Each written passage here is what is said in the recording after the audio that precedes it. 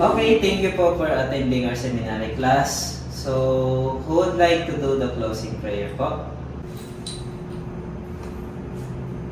O, sinong last? Si Georgia. Amen.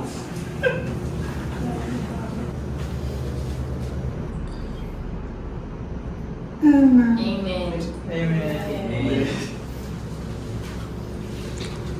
Guys, huwag niyo po pala kakalimutan, may proxy baptism tayo next Saturday. So, kailangan mag-prepare na po tayo this week pa lang, ha? Opo, brother. Okay? Opo, brother. And also, thank you, Georgia, for the closing prayer. Thank you, guys. See you tomorrow. Tapos na rin!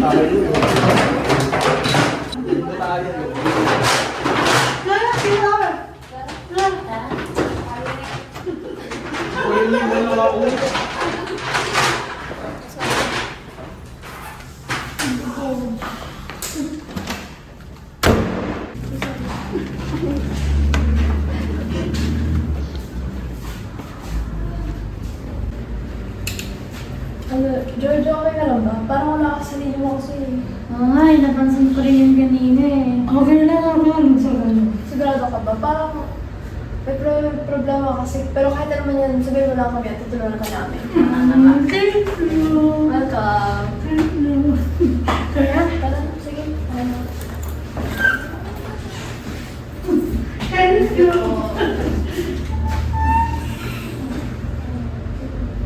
Uy, tara, milk tea, bili tayo. Nauhaw na ako eh. May mahal sa akin. Uy, word of wisdom. Baka seminary lang natin. Temple pa naman tayo. Bumagin pa kayong temple. Ay, maayon na tayo ni Bishop. Naku. Tara na nga. Ako Kitorka, Governor Kinder Hall. Ikaw working student at nag-iikang member ng The Church of Jesus Christ of Latter-day Saints kapamilya namin. Working pala ako nung lumipat na ako dito sa Manila, kasama ng tita ko para mag-aral at magtrabaho. Nagkikanda ako sa classroom namin ng mga biskwit, gatgaya, at manikang mga lukong bahal. Bukin na lang dahil katita ko ay may naipon ako. Bless ako dahil may source of income ako. At ipon, kakanin kong edad pa lamang. Pero di ko maikakaila. Nakahinaan ako pagdating dito. Ang pagbayad ng tithing at ng fast offering. Hindi ko na-prioritize na magkabi ng 10% sa mga kita ko dahil kailangan ko ng mga magulang ko sa probinsya. May kakit-kakit ang kakay kaya kailangan ng pampakamot. Mahirap ang buhay lalo na pag di kasama ang pamilya. Ang nag-iika lang na member ng simbahan. Hindi nila maiintindihan ang love craving. Kaya hindi nila hinihikayat na gawin ko yun. Kulang ngayon, may papayayan na naman ako. Nascam na nga lang, di ko ako magkakaitin. Ako si Ami, 16 years old at recent convert. Ako lang mag-isa ang member sa totoong simbahan sa pamilya namin. Kaya nahihirapan din ako mag-adjust sa mga kinalakihan ko, lalo na recent convert lang ako at dahil sa mga kasama ko sa bahay na di alam ang mga bawal. 1 taon na ang lumipas nang nabinyagan ako, nahihirapan pa rin ako sundin ang word of wisdom at tanggalin yung milk tea at coffee sa sistema ko. Kasi parang kahit anong gawin ko, yun pa rin ang hinahanap ko. Sa totoo lang, hindi ko na talaga alam ang gagawin ko. Pero kahit papaano, buti na lang nandyan ang mga kaibigan ko at ang mga leaders na pagsasabihan ako na itigil na itong pagmimilk tea ko at nare-remind ako kung bakit bawal ito. Kailan kaya ako gagraduate dito? Ako si Annie, 17 years old. Ako ang panganay sa 3 magkakapatid. Lahat kami ay member ng totoong simbahan at nakasalang magulang ko sa temple. I'm really grateful na naturuan ng mga masyinaris ang mga magulang ko. Dahil sa kanila, maganda ang buhay ko. Mayroon din namang trials, pero alam ko na malalampasan ko ang mga ito. Tamang-tama na ang mantra ko sa buhay ko ngayon. Tulad ng youth team ngayon, I can do all things through Christ which strengtheneth me. Kaya sa lahat ng mga kaya ko, tutulungan ko ang pamilya ko, pati ang mga kaibigan ko na malalampasan nila ang mga trials sa buhay nila. Gusto ko iparamdam sa kanila na hindi sila nag-iisa. Ako si Michael, 17 years old. Member ako at ang pamilya ko sa totoong simbahan na The Church of Jesus Christ of Latter-day Saints. Isa rin akong Mobile Legends Pro. Nanalo na ako sa mga tournament sa school at sa mga ML camp. May team na rin ako na solid maglaro ng ML. Malakas sa laro, pati na rin sa trash talk. Biro lang naman. Pero, next na Sabado, sabay sa proxy baptism ang oras ng tryouts ko para sa national na ML tournament. Kaya di ko alam kung alin mas pipiliin ko. Sabi ng mga kaibigan ko na sasama sila sa proxy, kaya gusto ko naman pumunta.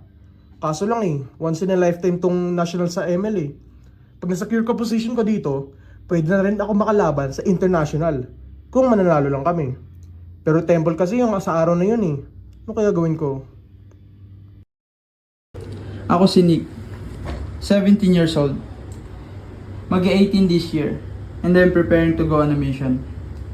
Member lahat ng family ko, kaya madali lang sa akin na mag-prepare to go on a mission.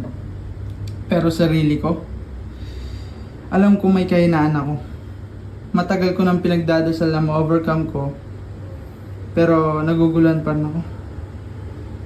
Nag-usap na kami ni Bishop nung ini-interview niya ako, pero kailangan ko talagang i-workout ito. Pero matagal pa naman bago ako mag-18, kaya next time na lang. Magre-repent na lang muna ako.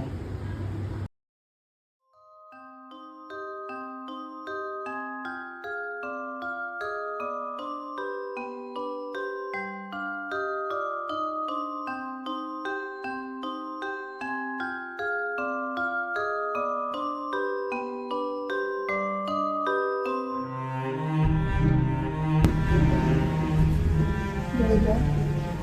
Georgia! Uy! Georgia!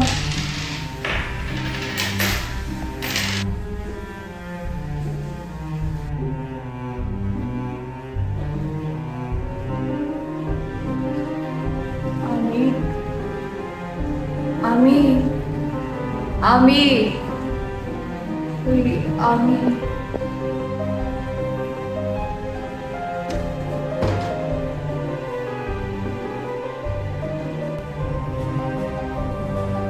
Michael. Wait, Michael.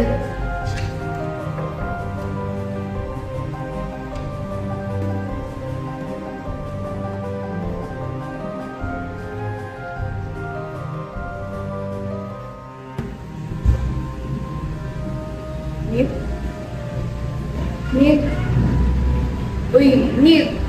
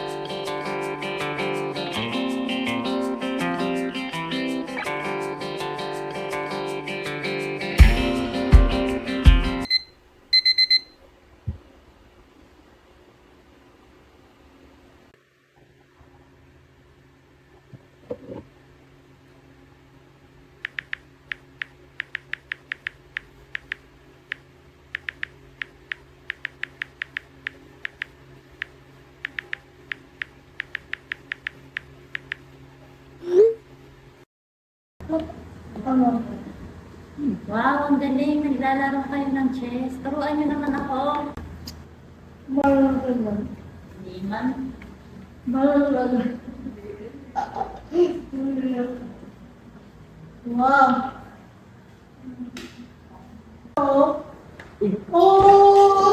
May kailangan ako ipag-train. May napanaginipan kasi ako kanina lang, tapos hindi masyadong maganda yung napanaginipan ko. Tapos, ano nangyari? Baka revelation yan. Di ba nasubukan mo naman yan? Ano yun? Amis dream? Hindi, pero seryoso nga, iba pa karamdam ko nung pagkagising ko eh. Creepy naman yan. Oo, kahit ayaw ko nga sana na kayo yun, pero wala eh. Kayo, nakalala ko ng mga itsura ko. Hindi ko maalala kung ano yung saktong nangyari or kung ano-ano, pero parang sa pagkakaalala ko, si Jordan, nakita ko nagbibilang siya ng pera, tapos si Amy naman, parang may iniinom siya. Tapos, ito namang si Michael, nakita ko ulit na naglalaro. Tapos, ito naman si Nick, parang pinapanood sa cellphone niya. Sa totoo lang, magka-revelation din. Kasi nung last, namumudla nga ako kahit din. Ala, oo nga. Ako nga rin eh. Napapadalas na yung pagkakape ko, pati pag may milk tea. Kaya nga, nung isang araw, isip ko na din na lang ako pagsisimba eh. Tsaka din ako sama sa proxy baptism natin sa temple eh. Kasi may ML tournament ako. The same. Gina-justify ko lang lahat ng kasalanan ko eh. Sige. Ito na nga lang gawin natin sa Sunday. Magpa-interview na lang tayo kay Bishop. Para tignan natin kung anong pwede natin gawin para ma-overcome natin yung mga weakness natin. Ready.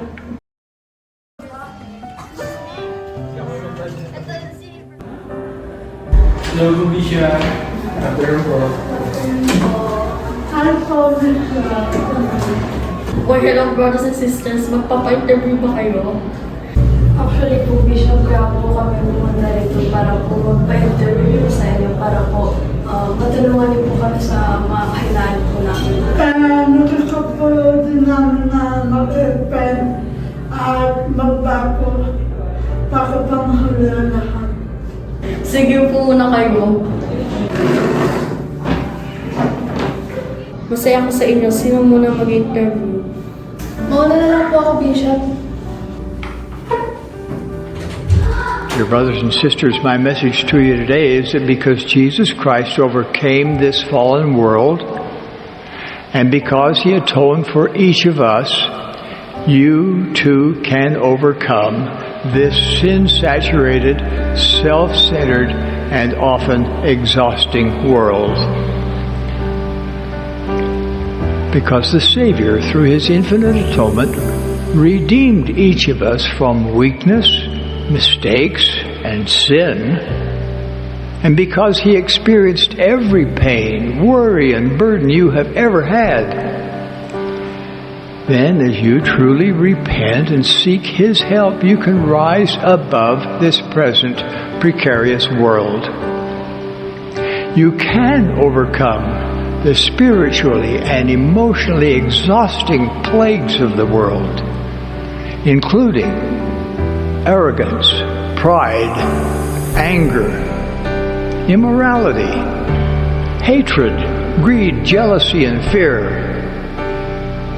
Despite the distractions and distortions that swirl around us, you can find true rest, meaning relief and peace, even amid your most vexing problems.